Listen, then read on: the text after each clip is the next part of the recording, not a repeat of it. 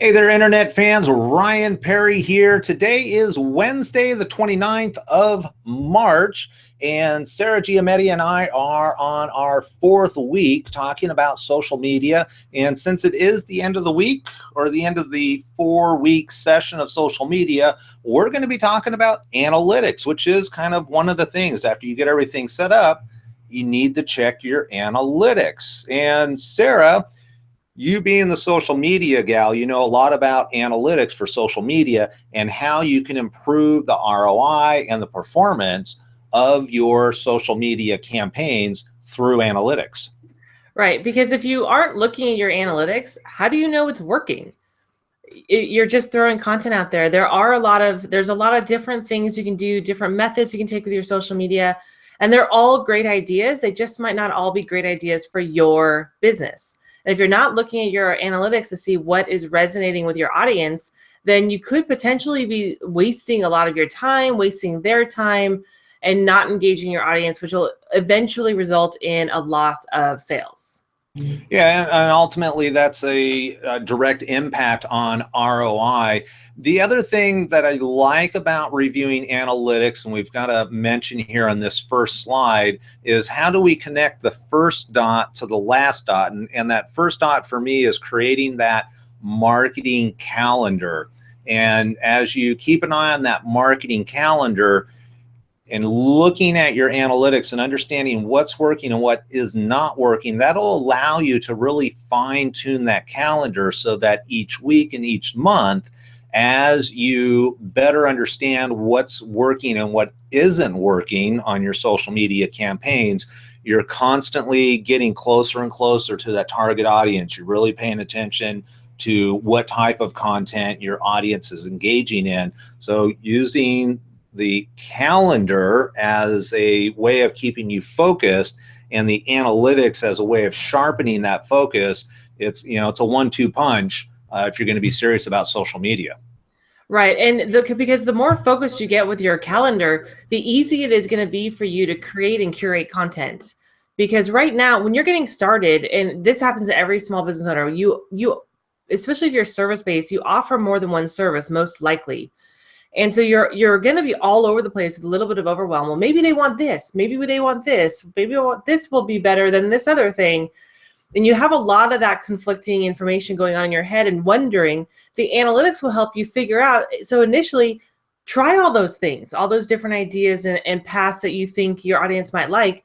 But the analytics will tell you if they like it or not. And then if you're seeing in the analytics they don't like it, you can just go off to the side. Nope, that's not. Then now you're one less thing in thought process adding to your social media. So it'll make you a lot more efficient and effective, which will give you more time to engage with your community, because you'll be able to create your marketing calendar faster moving forward than you will initially. Yeah, and one of the great things about analytics is that numbers don't lie. They can be manipulated, but ultimately, if you're really looking at clean, clear numbers, they don't lie. And one of the things I want to let people know that in this show, we're not going to be talking about Google Analytics. That's a website. We're going to be talking strictly about social media analytics. Where do you go? What should you be looking for? What are some key elements that you want to look at to see how successful your social media content is working on sites like Twitter, Facebook, Instagram. So why don't we jump to the next slide, and that is, where do you actually find these analytics? Because I don't feel like it's talked about very much, and at least in our circles, I don't think a lot of people are talking about analytics that much, but it's so very important. And it's kind of like, well, where do you go to find this content? Yeah, and it's not intuitive where to find it sometimes either. Especially Instagram is relatively new, and we'll get into a slide showing you where to find the Instagram analytics, but they're relatively new. They're kind of light. I actually use 2 different programs to pull together enough data. Facebook is easy because it's the Insights tab at the top of your page, but you'll be able to download the PDF of our presentation down below this video. And it has a link, at least to the 3 where we can give you a direct link for Facebook, Twitter, and Pinterest. And then Instagram and YouTube will show you where to find it. The one caveat is, and I know I mentioned it in a previous video, but you have to turn the Twitter one on. So you want to go to analytics.twitter.com and actually sign in and turn it on, and it'll start tracking from that moment forward. It will not reverse track. So that's why it's so important to make sure you just go turn it on right away. Even if you're not going to use Twitter right now as part of your strategy, but you do have a Twitter account, go turn it on now so that you don't have to remember to do it when you actually go to use it in the future. Yeah, and that's really good information, because if you don't have any information to work with, it's really hard to make decisions. And speaking of information, let's start talking about, kind of at a broad level, what some of that information is that you want to look at. We're actually going to go into the individual platforms, but initially, what you're looking for is, when we say what's working and what isn't working, is really just looking at what the differences are. Why did one post get 20 likes and the other post only got 5 likes, as an example? Is the day and time of the week affecting the post? Is the type of post affecting, is it just a text post versus an image versus a video versus a link? What is the reach versus engagement? I find this one can be really interesting sometimes, at least for me. There's sometimes you'll get really good reach, but very little engagement. When we talk about engagement, we're talking about likes, comments, responses. And other times you'll get something that won't have the same reach, but for some reason it really connects with somebody and you get much more engagement. Well, which one's more important? We'll talk about that.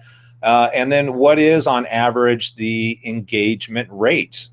And, the last one we have in here is understanding your goals. There's a big difference between ROI and just branding. Right. And you want to make sure you know what your goals are. If it's specifically for ROI and you want to make sales, it's a different strategy than just branding and building in a community and engagement. But looking at these numbers will tell you, if you've got 2 pictures that have vastly different engagement and in analytics, then you want to look at, well, why? Is the message that different? Was it the day of the week? Was it the time of day? These are all these little nitty-gritty details that can give you insight into your audience and tell you what they like and don't like. And you can run a kind of A/B test where you can, if the second one that didn't get engagement, you can turn around and put it on the same day and time that did get engagement with a similar message and see if that was the reason that it didn't work as well.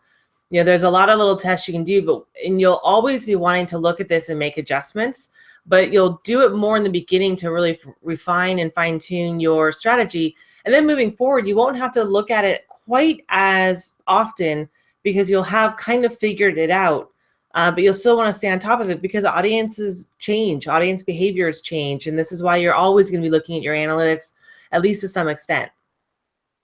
Yeah, definitely. So let's go ahead and actually jump into it. And the very first one is going to be Facebook analytics. And like you were saying, this is one of those, you have to make sure you're on your business page, not your personal page. Otherwise, you're not going to see this tab right here that says Insights. Right. And so on your business page, you'll see the Insights. And the first thing it pops up, you'll see on the left, is the overview. And this gives you a quick overview of the last 7 days of your page activity. So how many actions were on the page, how many views, did you get any page likes, what the overall reach was for the last week, and right below it, you'll see the comparison to the previous week, and then also post engagements. And then also, again, a comparison to the previous week, and then video reach if you were doing video. This particular page had no videos in the past 7 days. So this gives you a quick overview of your activity on your page. But if we go to the next slide, we go into posts. And the beauty right here, this first, I call it kind of the whale graph because it almost always looks like a whale. But it tells you based on the day of the week, it gives you the average. This is a timeline of when your audience is online. And this is your specific audience, not Facebook as a whole. So you can fine tune your strategy really closely here. And you can also hover over, I've got it circled for Monday, but if you hover your mouse over any of those days, the dark blue bar adjusts based on that specific day. And so you can find, for Monday, you can find where the peak kind of is. And even though the peak, I'm going to duck here a little bit to see it, even though the peak is around noon, it's pretty high from 8 a.m. to noon. And so you might actually post closer to the 8 a.m. point. So you pick up some of the people between 8 and noon. Whereas, 2, 3 o'clock is a big dip. So you probably wouldn't want to post at that time. So these are things that you can look at to adjust your post, like just your timing of when you post things on Facebook, taking a look at when your audience is online. And that's gold information, because if you post at 11 p.m. and your entire audience is in bed, it's lost by tomorrow morning.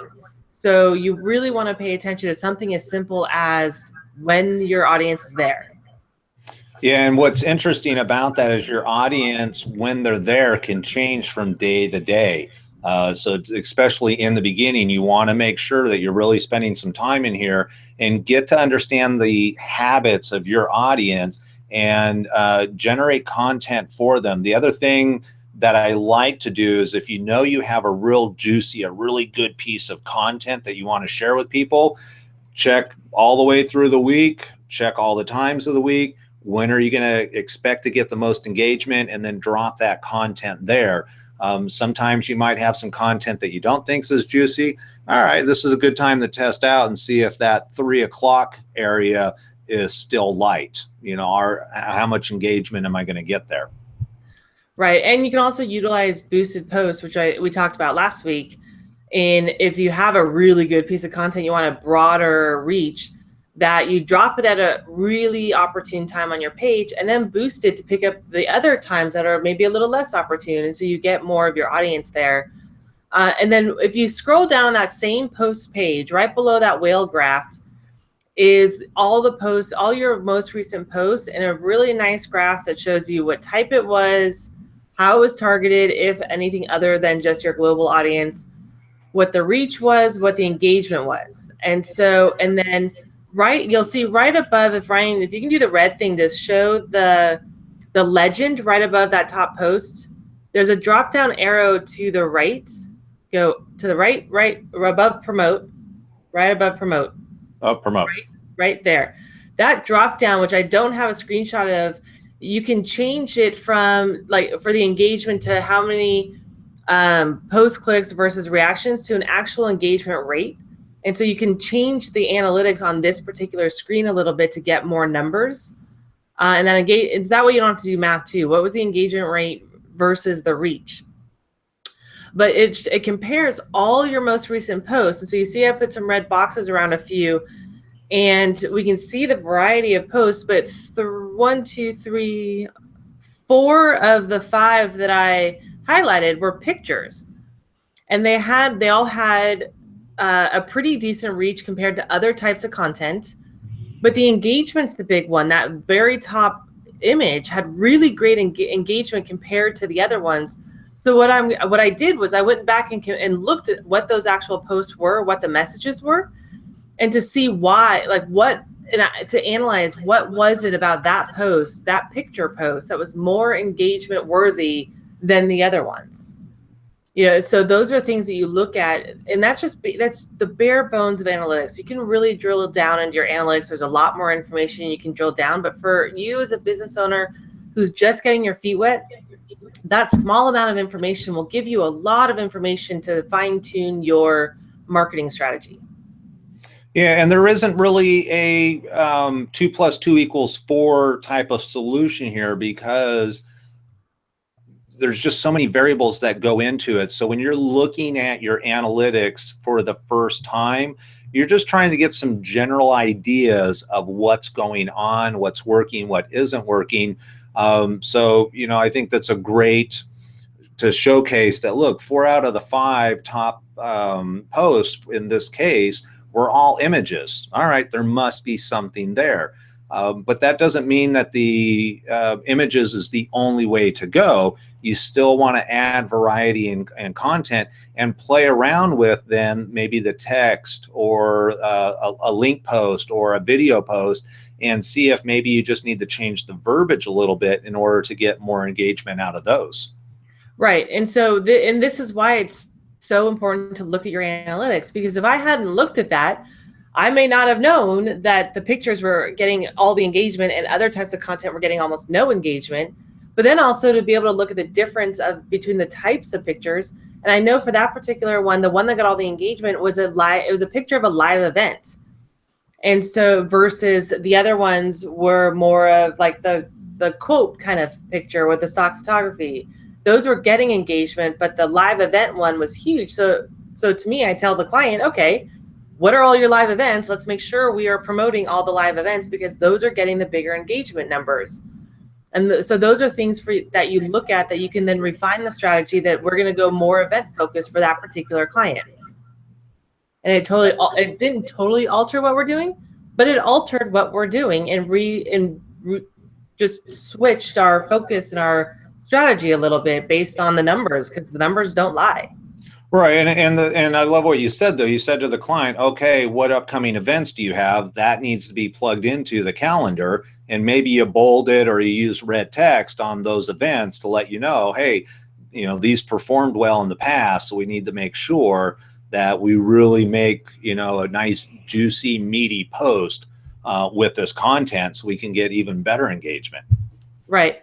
So it's just paying attention is really the key here. Paying attention and looking at it. This next stat here is looking at trends on, this is Facebook again also, but you can compare yourself to other pages. And so this particular picture, they're not comparing themselves to anything, but you'll see the little plus mark. These are suggested pages that might match your page for your, and this is where you can put your competition. Compare it, add your competition as a page to watch. And you can see their page likes from last week, what their posts are doing, what their engagement's doing.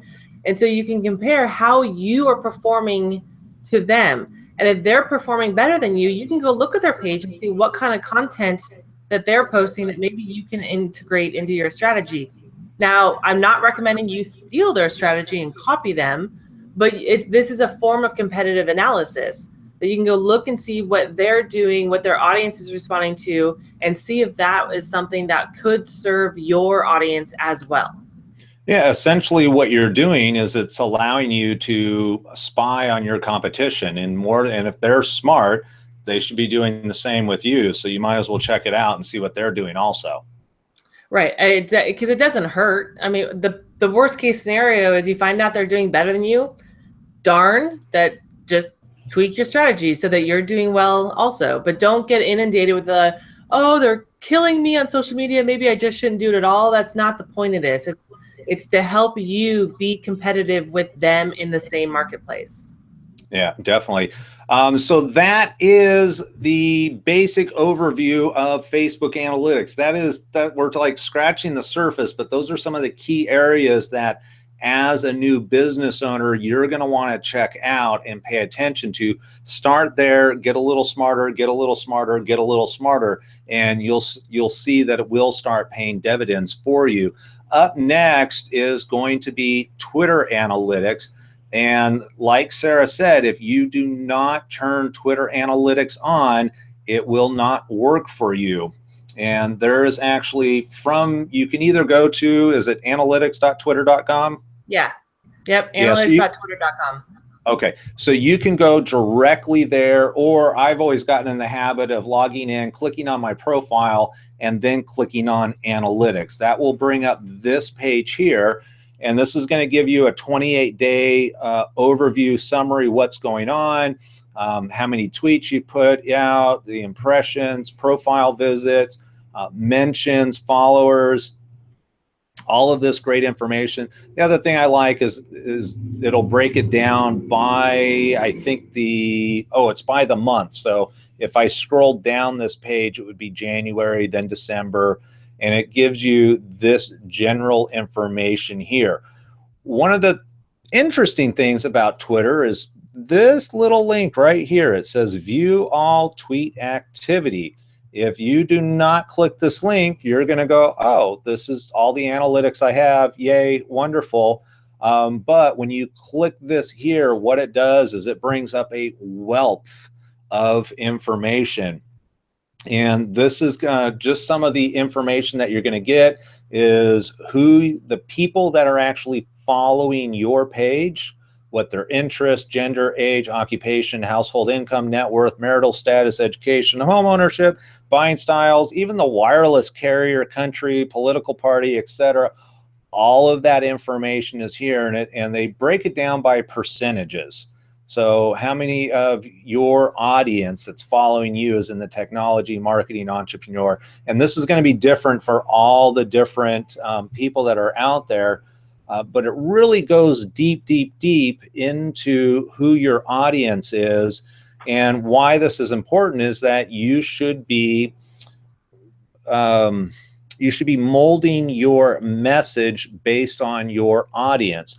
One of the things I talk to clients about a lot of times when we talk about just marketing in general is that if you take somebody who's very comfortable going to Walmart and you present them with a Macy's style of marketing, they're going to feel uncomfortable about it, and they're not going to buy from you as compared to if you had marketed towards people that were comfortable going to Walmart. And then vice versa. If you take people that are used to going to Macy's and buying and you market to them in a Walmart fashion, you're going to turn those people off. They're not going to be interested. They're going to feel uncomfortable. And having all of this Twitter analytics is going to give you a wealth of information. And that slide that I showed you, that's just one slide that's got a lot of key information on there that'll let you know who your audience is interested in. Because one of the things about social media is that if you're a dentist, if all you do is put out teeth whitening tips and how to brush your teeth and make sure you floss every single day, for the average Joe, that's pretty boring. However, if you're a dentist and a lot of your patients drive BMWs and Mercedes and they like to golf and they go on cruises, 3-week cruises across the Mediterranean Sea, you can get a lot of that type of information from your Twitter account activity. And now you can broaden the type of content that you're pushing out that's actually of interest to your clientele. Right. You want to have variety because I think I talked about in the first or second episode, it's that 70-20-10 rule. 70% should be education, and it doesn't all have to be just your industry. The dentist can also talk about orthodontics. Even if he doesn't do orthodontics, it's something similar. You can also talk about, sugar and soda, where you're not directly talking about your services, but there are things that are related to it. And that can even stretch into some health and wellness issues, and in green issues and in organics. And you can be creative and give educational, interesting information that isn't just about brushing your teeth and flossing your teeth and teeth whitening. And so think a little bit outside the box. Think about complementary businesses. Ryan and I both do online marketing, but we talk about websites, which we don't do. We outsource that. We talk about graphic design, which we don't technically do ourselves. We outsource that or hand it off to partners that we have in graphic design. So think about what are some of those complementary businesses that you can talk about that will give education, even more education to your audience, that will not only enrich their lives and their knowledge, but shows you that you're a well-rounded expert, that not only do you keep up on your own stuff, but you keep up on some of the other stuff that they might find interesting. And it endears you to them more and shows you as more of you're not a singularly focused business owner. You're a well-rounded person, part of the community, and you just want to be helpful. And that's a lot of what social media is building that community and being helpful to your community. Right. And so part of being well-rounded and helpful to your community, we're going to move on to Instagram and the analytics that you can actually find on Instagram. So first, you do need to convert your Instagram account to an official business Instagram account. And on the screenshot I have here on the left one, where you're kind of on your page information, it'll pop up. If you don't see that little graph, you're not a business page. And if you're not a business page, you'll probably have a notification to convert it to that. And I think we gave you a link in one of the previous episodes on how to convert to a business account if you don't see a notification to do so. But if you are, once you are a business account, you'll have that little graph, and you'll want to click on that, and you'll get the screenshot that I have here on the right. And the first thing you'll see is what your reach has been for the past month or week, I want to say. Plus 50 from the last week. Right. So this is the last month, and it's 58 above the last week. So, but you'll see where I circled the little dots. This is all on your phone, by the way. The only way to see this is on your phone. And so on that stat, if you just swipe to the left, you will see the next. These are different, Ryan. I didn't swipe through. But on those dots, there's like 3-4 dots there. So if you just swipe left and right, you'll swipe through different stats. But see more now, if Ryan goes to the next screen, you'll be able to go in and get some data on your followers. So you can see their gender, you can see their age range, their top locations, and then the timing. So when the hours and days, again, when is the best time for you to be posting on Instagram? And for like this particular client, from noon to about 6 on that day is a good time for me to be posting. And I know this is a trending later audience, but also the cities. And that tells me if I'm going to put community information on here, I'm going to target it to these cities. And I'm going to I would probably do a lot more Los Angeles community stuff versus Portland, Denver, San Francisco, and Oakland. Excuse me. But it also will help you see if you're a local business and you're like, we're in Santa Rosa. If my audience is bigger in Los Angeles, I might question that because they're most likely not going to buy from me if I need a local audience to be my customers. And so that's something to take a look at and watch. But this tells you who you're targeting. This is 25 to 35. The message I'm going to give 25 to 35 is vastly different than I would give a 55 to 65 audience.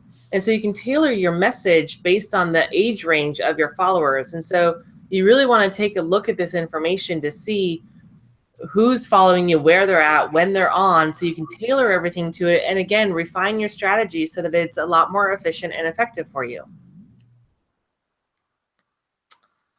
Those are internal Instagram. Ryan, can you mute Ryan? I have feedback. Perfect. Those other slides are native inside the Instagram app. I use Later to help me schedule, which we talked about in a previous episode. I use Later to help me with scheduling Instagram posts so I stay on schedule. And so these are the stats that they have, which are a little bit different, but it gives you some information on the likes generated in one screen graph of likes generated in the past 30 days per post. And it gives me total likes generated versus to how many published posts there were, and so the average likes per post. And so it gives me some more data that you can draw it out of Instagram, but it's a little harder, and you've got to do some math and curating the data. Whereas on Later, if you happen to use that platform for scheduling, you'll be able to get some good information out of there. And so I just use the two combined to get kind of a more complete picture of how Instagram is working for my clients so that I can refine the strategy. All right, perfect. And then another social media platform that uses a lot of pictures is going to be Pinterest. Yep, and I don't do a ton in Pinterest. As you'll see, the graph I have doesn't have a lot of numbers. A lot of my clients are service-based, and their audience isn't. Pinterest is not the top of the list of platforms for us to be on.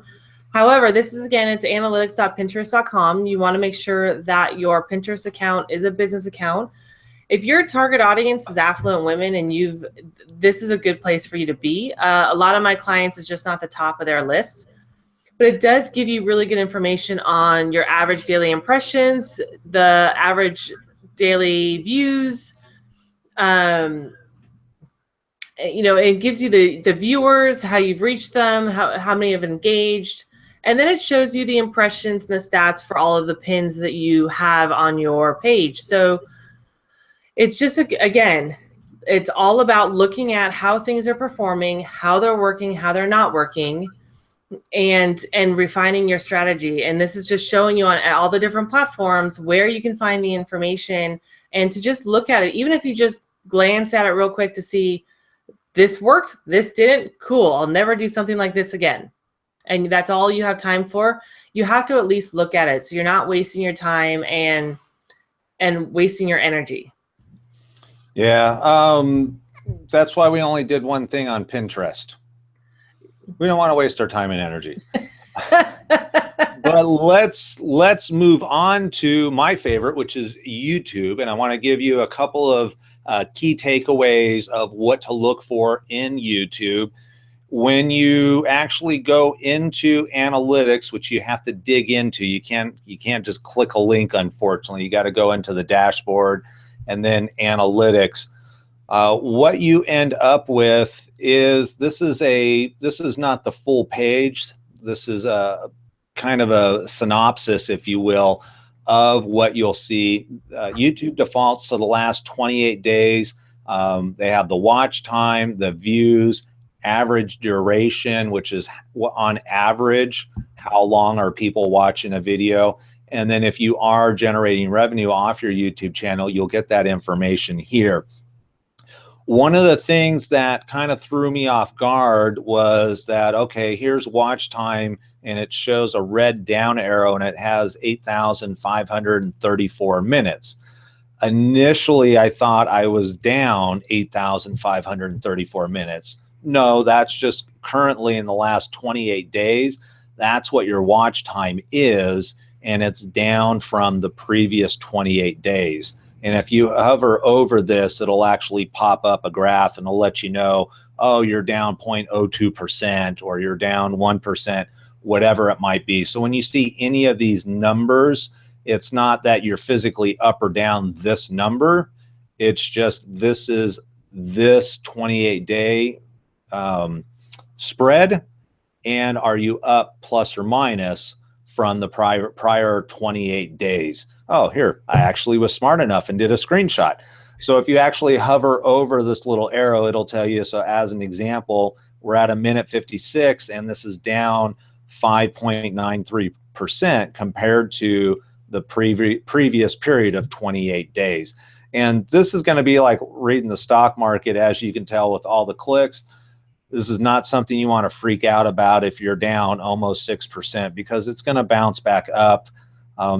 And if you have a really good video, like there's something important going on that's, recent, especially if it's recent, if it's time sensitive content that you're just putting out, you're going to have a big spike and then it's going to drop off. That's totally normal, not to worry about.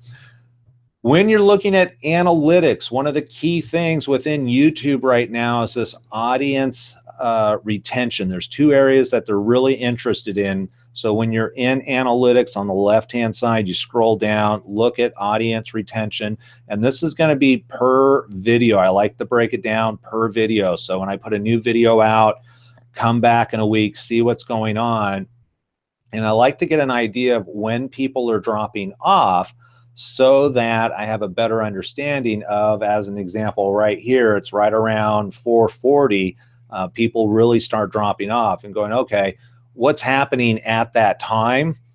And do I need to revamp my message? Yes or no? And the way this works is there's an average here. On average, people are going to view a video. This, even though this is a constant, YouTube knows that this average is actually moving up and down, but they've made it a constant, and then they moved your viewers. How long are they staying on this video compared to your competition? And right here, I'm dropping below average. So maybe that's where I said, hey, that's it for today's video. And then I keep on talking and I go, yada, yada, yada, yada, yada, yada. Well, because I told people that was the end of the video, they're like, I have nothing else to learn, and therefore they drop off. So you want to use this as to get an idea of what's going on. The other thing that's really interesting about YouTube analytics that took me a while to figure out is that when you're watching a video, especially on a computer, and that's where I do most of mine, and on your smartphone too, you can move the player around. You know, if this was an actual video and the play bar is going along the line here, I go, oh, this is really boring. I'm going to skip ahead. And that's why a lot of times we get these ups and downs. It's because, oh, I got bored and I skipped ahead, and they didn't actually watch this section. So all those little skips that you make, YouTube is actually keeping track of. And I thought I had another one here. The other one that I wanted to share is total watch time, which is going to be this number here. So within YouTube, it used to be that YouTube was all about the amount of content that you created. And now what they're really more important to them is actually how long are people watching. And it's not just how long are they watching a video, but how long are they staying on your channel. And I'll give you a little quick pro tip here, and that is if you're going to share a video through social media, through a blog post, instead of just sharing the actual link to that video, is share a playlist that has other videos all together. That way, when your first video ends, it automatically starts playing a second video. If you can keep people on your page or on your YouTube channel that much longer, you're going to bump your numbers up. And if you can bump your numbers up against your competition, YouTube is going to be more interested in pushing more people towards your channel because of the higher engagement. So that's a pro tip for you, Sarah. I like it. I like the pro tip. And it's something, if you're creating, we've talked about it, I think, in the SEO portion earlier on in social media. If you're creating video to use on YouTube, you can use it in a lot of ways. So it's a very versatile piece of content if you're going to go through the effort of creating the video, because then you can upload it into Facebook. You can use little clips of it on Twitter, on Instagram. You can use it as a blog post with a transcription in your website. So it's really versatile, but it also plays into your social media and your search engine optimization. So it's something to really look at. And they are predicting, you know, video is huge right now, and it's only going to get bigger because you can, your personality and behavior and all of that comes through on video, like, get better than it does on text. And Ryan will attest to it. Like, people watch it, and I've been known to do it. I've watched someone's video, and I watched a whole bunch of the videos, and then I hired them because I felt like they resonated with me. And so, and that comes through on video. And so it's something to seriously consider if you can create the time, and it's not a ton of time to create them. If you can create the time and have a system in place for creating videos, it's something you might want to really consider, because you can use it in a lot of different mediums, not just on YouTube. Yeah, and the cool thing is next month we're going to do a whole series on video. So those systems, what do you talk about? How do you do it? All equipment, I don't know what to say. What about lighting? All of that stuff we cover, and we're going to give you actual tutorials on how to start engaging video into your marketing mix. But for today, social media, what do we do next, Sarah? Well, next we want you to take a look at your analytics. So, you know, analyze the data on what you've been doing so far and compare that to what your plan and strategy and content calendar are, and make tweaks if you find that you need them, that maybe pictures and video are resonating and you've got too many links in your strategy. You might want to adjust that a little bit. We also recommend, don't get bogged down in the details. You want to look at them at least once per month, but don't look at them more than once per week, because you need to give everything time to work. And that's why we recommend that you don't do it on a daily basis. Give it a week, a month, so you can actually see the traction, because most of your engagement is going to happen on the first day or two, but you might pick up some later than that. So definitely don't get bogged down in the details and overwhelmed by that. Totally. And there's no need to go crazy. There's no need to go crazy. If you plan on being in business a long time, you'll have plenty of time to figure out why all these ups and downs are going ups and down. And once you figure out why these ups and downs are going ups and down, you're just going to create bigger ups and they're still going to go down. That's all. Yeah, and eventually it'll tick up. You'll have ups and downs, but over time it'll tick up. It'll be fine. So don't go crazy. Don't get overwhelmed with it. If a post bombed, oh well, move on to the next one. And then we definitely want to make sure that you subscribe to our YouTube channel. So click the red subscribe button over here. And you keep up to date with our ongoing training, this weekly live training video that we do. We're putting out other training videos on there. It's all about education for the small business owner. That's what we're all about. So be sure to subscribe to our channel so you get notified every time we put up a new video. And if you're on Facebook, go like the DMA Facebook page over there. We'd love to stay in touch with you. And if you've got any questions, post them down below the video and we will answer you as soon as we see it. Yeah, definitely. And the other thing, in the description down below, I have links to downloading the PDF that goes with this show. And if you're interested in the prior shows, I have links back to week 1, week 2, week 3. So you can get all the social media information that you need in order to get your small business up and running. Sarah, unless you have something else, I'm going to say adieu. I don't, so I do. All right, then I do. That is it for today's show, folks. Everybody have a great day, something like that.